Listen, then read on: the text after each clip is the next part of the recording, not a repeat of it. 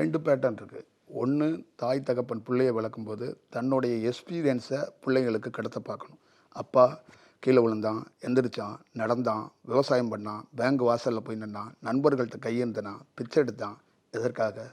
உன்னை உருவாக்க, உன்னை படிக்கிறதுக்கு. இதை அந்த பிள்ளைங்களுக்கு கடத்தணும். இன்னொரு விஷயம், அப்பா அம்மா எதுவுமே சொல்லக்கூடாது. விஷுவலாக காலைல ஒரு குழந்தை எந்திரிச்சிச்சு, அம்மா எந்திரிச்சா, வீட்டை கூட்டினா, வீட்டை கழுவுனா, துணி துவைச்சா, கோலம் போட்டா, இதை நைட்டு 9 மணி வரைக்கும் பண்ணிக்கிட்டே இருக்கிறா.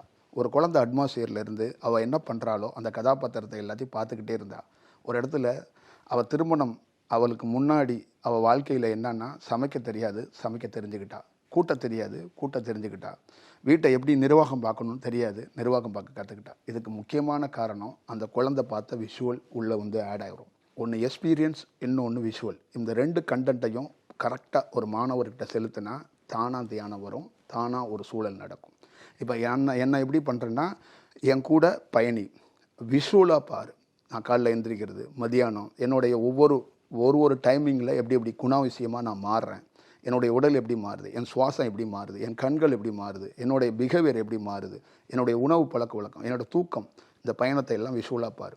அதற்கப்புறம் நான் கிளாஸாக என்னுடைய எக்ஸ்பீரியன்ஸை, என்னுடைய அனுபவத்தை காட்டுறையோ, உடலுக்குள்ளே நடந்த அனுபவத்தை நான் அவன்கிட்ட சொல்கிறேன். அதை நீ உள்வாங்கிக்க. இப்போ இந்த 2 வடிவத்துக்குள்ளே இருக்கும்போது 3வது வடிவம், உன்னோட தனித்துவம் வெளியில் வரும்.